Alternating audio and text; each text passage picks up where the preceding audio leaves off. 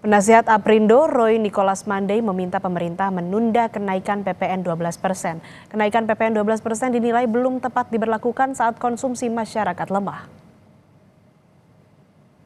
Mau menjaga konsumsi masyarakat ya Indonesia, di mana konsumsi merupakan kontribusi utama dari produk domestik bruto kita, pertumbuhan ekonomi kita. Kita ketahui, kita memberi catatan bahwa naiknya memang kelihatannya cuma 1%, ya kelihatannya seperti itu. Tetapi perlu diketahui bahwa ini memang sudah undang-undang yang ditetapkan, Undang-Undang Nomor 7 2021 tentang HPP. Tapi perlu diingatkan bahwa saat ini masyarakat ya sedang dalam kondisi yang lemah dalam hal konsumsinya. Perlu tidak arogan ya. Bisa perpu ya yang untuk juga menunda sampai hasil kinerja kabinet yang baru dapat terlihat, dapat juga memberi benefit yang berarti bagi pertumbuhan ekonomi. Saudara, pemerintah memastikan kenaikan PPN 12% berlaku 2025. Apakah kelas menengah sedang menjadi rebutan antara daya beli dan biaya program prioritas Presiden Prabowo?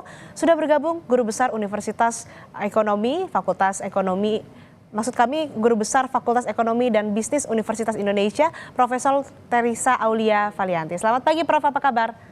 Iya pagi, selamat pagi Mbak Asri, selamat pagi pemirsa Kompas TV semua. Ya, Prof. Berapa besar kenaikan PPN ini berkontribusi terhadap penerimaan negara? Ya perkiraan di angka 70 sampai 80 triliun.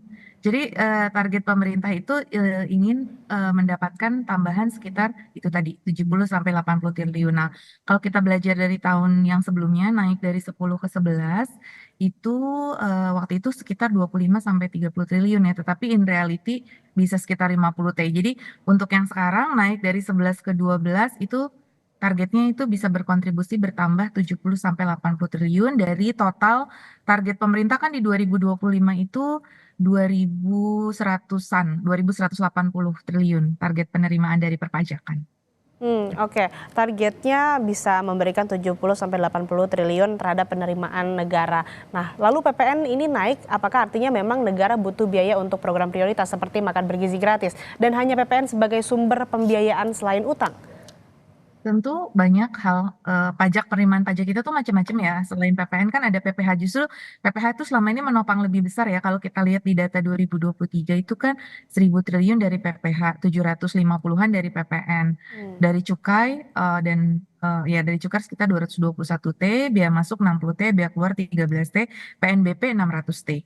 Jadi sebetulnya, ya masih ada sumber-sumber lain gitu, tetapi sebenarnya karena alasannya gini ya, kita katanya di bawah rata-rata negara OECD, karena mungkin Indonesia punya target mau jadi negara OECD. Nah, rata-rata OECD itu adalah 15%. Jadi, PPN-nya ya, rata-rata dan kita tuh termasuk katanya, dibandingkan negara ASEAN lain, itu kita tuh termasuk rendah seperti itu. Nah, tapi mungkin perlu diketahui bersama bahwa karena sektor informal kita tuh sangat tinggi ya, beda dengan negara lain. Jadi dengan kondisi informality masyarakat yang sangat tinggi, kemampuan atau masyarakat dalam membayar PPN ini menjadi bisa nggak apple to apple gitu ya. Jadi artinya bahwa mungkin banyak hal yang harus diperbaiki dari ekonomi kita ya, di mana maksudnya gini, kan kalau sektor informal tinggi, masyarakat tuh lebih rentan, lebih fragile, pendapatannya lebih volatile. Nah, di negara lain yang rata-rata OECD itu 15%, pendapatannya dan kesejahteraan serta pelayanan publiknya itu lebih baik gitu. Nah, fasilitas publiknya juga lebih baik. Jadi, dan nggak banyak pungli-pungli, misalkan kayak gitu. Beban hidup masyarakat tidak banyak gitu. Nah, kalau kita dengan PPN bertambah ini, tapi banyak pungli, banyak iuran-iuran yang harus dibayar, kemudian juga fasilitas publiknya kurang memadai.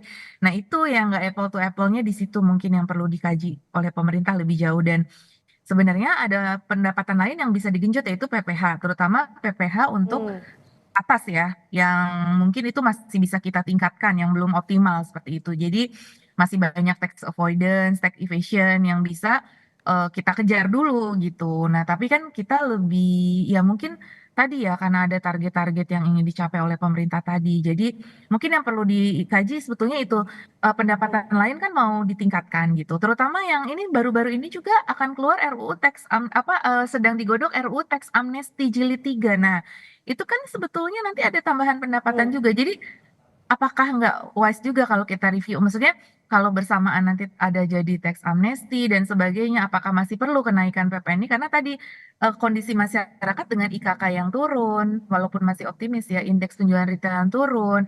Jadi indeks-indeks ini sudah PMI kita turun. Jadi apa? Indikator-indikatornya sedang menunjukkan ekonomi nggak terlalu sehat banget untuk menerima dampak dari kenaikan PPN. Tapi kalau pemerintah pun mau tetap ya tadi harus ada sejumlah kompensasi lah nanti untuk masyarakat memitigasi resiko-resiko negatif dari kenaikan PPN ini, jika Hmm. memang harus dilakukan. Hmm, kemudian kan tadi disebutkan juga ada beberapa sumber begitu ya, katakanlah soal ataupun dari PPH begitu. Kira-kira berapa besar sumbangsinya terhadap penerimaan negara kalau dari PPH, Prof? Ya, nanti kan ada Cortex System ya. Dengan Cortex System ini pemerintah yakin bisa menaikkan sekitar, misalkan kalau PPH itu sekitar dulu 2023 itu 1000 T, bisa aja jadi 1100 T gitu misalkan ya, atau 1200. Karena dengan adanya Cortex System ini, kemungkinan untuk melakukan tax avoidance itu menjadi lebih kecil. Nah, karena semua data sudah terintegrasi begitu ya. Jadi dengan data yang lebih terintegrasi, kemungkinan penyampaian laporan pajak yang kurang tepat itu menjadi lebih kecil, sehingga kemungkinan kebocoran itu juga semakin kecil. Nah, seharusnya ya bisa ada lah mungkin ke sekitar tambahan 100 sampai 200 T gitu ya dari Hmm. Vortex sistem yang diterapkan ini kalau dugaan saya ya untuk PPH. Terus kalau kita misalkan mau kejar juga wajib-wajib pajak besar dan juga perusahaan-perusahaan besar seperti dengan adanya Simbara. Jadi kan Simbara itu supaya kan sekarang yang lagi booming kan sektor pertambangan. Nah, supaya pajak di sektor pertambangan itu dilaporkan secara baik, itu kan ada yang diterapkan juga Simbara gitu. Digitalisasi Hmm. perpajakan itu dilakukan secara masif. Dengan digitalisasi semua terdata dengan baik, itu juga harusnya bisa menghasilkan penerimaan pajak itu. Jadi sehingga sebetulnya mungkin banyak compensating lain yang bisa mengcover kalau PPN tidak jadi naik sebetulnya kalau Hmm. kita mau inovatif. Nah, tapi again mungkin pemerintah ada alasan lain seperti tadi ya karena ingin mengejar target seperti OECD dan lain sebagainya. Tapi tadi kita kalau bandingin tuh harus bandingin juga apple to apple dalam arti tadi informalitas kita masih tinggi, job masyarakat itu banyak di sektor informal. Nah, itu yang harus dilihat terus fasilitas publiknya seperti apa.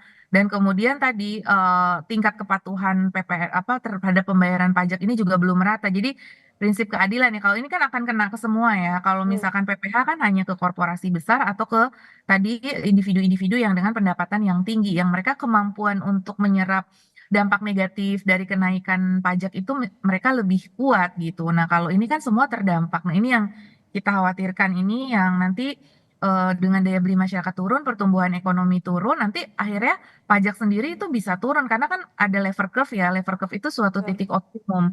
Kalau udah melewati titik optimum, kenaikan tarif itu bukan akan menaikkan pendapatan seperti itu. Nah, itu sudah dikaji belum bahwa kita tuh memang masih pada suboptimal level. Jadi kita masih bisa menaikkan tarif tanpa akan Hmm. menurunkan value-nya gitu, penerimaan pajaknya itu karena ada dampak negatif tadi kan gitu. Nah, itu apakah Hmm. sudah dikaji lebih lanjut gitu. Dari 10 ke 11, 11 ke 12. Ini kan baru kemarin lah ya kita menaikkan. Mungkin 12 itu Hmm. nanti ketika ekonomi kita sudah membaik, sudah mencapai pertumbuhan yang baik, barulah bisa diterapkan 12. Kalau menurut saya sih ditunda 1 tahun mungkin masih Hmm. bisa ya. Nanti sampai menunggu keadaan membaik sambil kita perbaiki growth ekonomi kita dan kesiapan masyarakat seperti itu. Baiknya kenaikan PPN 12% atau 1 persen poin ini ditunda setahun begitu ya, Prof. Tapi Ya, ini apalagi kalau sebetulnya, teks amnesti hmm, jadi gitu. Maksudnya karena dengan adanya itu kalau teks amnesti jadi kan bisa menambah 100 T itu hmm, bisa kenaikan ini dan kalau teks amnesti kan dampaknya nggak akan semasif dari PPN.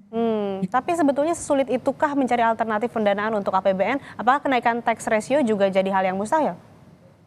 Ya, karena target tax ratio itu memang tinggi sekali ya. Tapi kan di sini pemerintah juga punya pendapatan lain. Tadi seperti disampaikan juga PNBP, misalkan penerimaan negara bukan pajak. Nah, PNBP itu sebetulnya masih banyak potensinya juga gitu. Jadi kita bisa genjot. Nah, apalagi nanti dengan ada tax amnesty again, itu kita sebetulnya masih bisa ya banyak dan kan emang seperti Pak Presiden Prabowo sampaikan bahwa sebetulnya dana orang-orang luar itu apa dana orang Indonesia di luar itu masih banyak. Nah, kalau itu bisa ditarik melalui tax amnesty, wah itu luar biasa gitu. Itu tanpa menyusahkan masyarakat-masyarakat kecil gitu. Jadi itu yang maksudnya supaya ini ya prinsip keadilan ya dalam arti bahwa yaitu. Tapi pemerintah memang sudah menyiapkan katanya mitigasi-mitigasi berupa sebetulnya untuk kelas menengah ini ada PPN DTP dan tidak semua sektor itu kena PPN. Ada sektor-sektor yang dikecualikan seperti sektor yang terkait dengan agriculture, sektor pendidikan kesehatan itu banyak dikecualikan dari PPN seperti itu sih ininya pemerintah. Terus kemudian pemerintah akan terus mendorong PPN DTP untuk perumahan, untuk mobil listrik. Terus kemudian juga KUR kayak gitu ya. Jadi ada fasilitas apa ya dukungan dari fiskal juga untuk kelas menengah itu disampaikan oleh pemerintah gitu.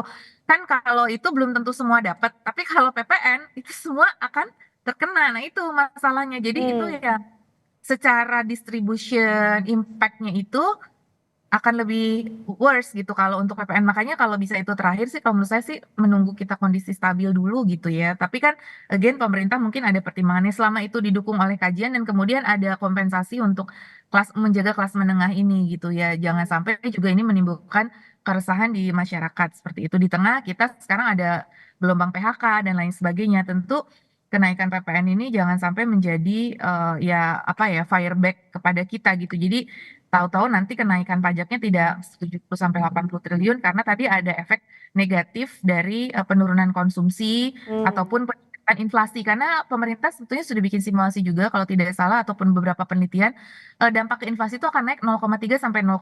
Nah, padahal ini Trump terpilih, dengan Trump terpilih itu kemungkinan harga minyak naik. Tren geopolitik di Timur Tengah akan lebih memanas, perang dagang akan lebih tinggi, tarif akan lebih tinggi. Nah, itu kecenderungan harga-harga akan naik, inflasi jadi lebih naik. Nah, ditambah dengan inflasi PPN. Nah, berapa inflasi yang nanti harus ditanggung oleh masyarakat itu juga ya menjadi semakin bertambah lah beban itu. Jadi kalau menurut saya sih kalau ada yang lain, PPh dulu dan lain sebagainya. Tapi PPN juga sebetulnya ada ruang lagi, bukan cuma di tarif, yaitu di basis PPN-nya itu sendiri. Jadi masih banyak yang belum terdata di dalam data PPN. Tidak semua toko atau warung misalkan membayar PPN menjadi PKP. Nah, itu sebetulnya masih banyak ruang di situ yang belum. Jadi tanpa harus menaikkan tarif ada tax effort dulu yang harus kita kerjakan. Nah, itu sebenarnya masih bisa gitu loh. Tanpa menaikkan tarif harusnya. Baik, terakhir Prof, penegasan dan singkat saja. Katakanlah jika PPN 12% ini sudah tidak bisa ditawar, apa kompensasi buat kelas menengah? Misalnya mungkin penundaan pembatasan Pertalite atau justru menahan kenaikan harga BBM maupun subsidi gas? Ya itu tentu yang diharapkan masyarakat ya, karena ini pemerintah mau berbarengan nih, subsidi BBM dikurangin, ini. Jadi, tapi ya karena memang benar subsidi BBM ini banyak dinikmati oleh kelas menengah ya berdasarkan hasil penelitian juga. Jadi ya sebetulnya kalau subsidi BBM nggak jadi naik, nggak jadi dipangkas gitu ya, artinya pembatasannya juga tidak terlalu ketat. Nah itu masyarakat sebetulnya lebih bisa terbantu ya dengan adanya itu gitu. Dan kemudian pemerintah juga menyiapkan tadi KUR, ya kemudian ya dengan makan bergizi gratis diharapkan ada menyasar ke kelas menengah juga sehingga mengurangi beban dari ya misalkan biaya untuk makan putra putri dan lain sebagainya itu bisa terbantu misalkan dari makan bergizi gratis itu gitu ya di sekolah. Nah, itu apabila ya itu dan kemudian PPN DTP untuk sektor properti dan listrik ini juga diharapkan bisa menjadi compensating gitu untuk kelas menengah sendiri dan juga nanti dibantu dari moneternya penurunan suku bunga. Karena harapan kita kan kita keluar dari higher for longer, suku bunga bisa turun. Nah, dengan penurunan suku bunga buat masyarakat yang punya cicilan itu kan diharapkan ada penurunan beban. Jadi koordinasi dengan moneternya juga sih bahwa kalau moneter itu suku bunga turun itu juga bisa membantu memberikan ruang bagi kelas menengah seperti itu.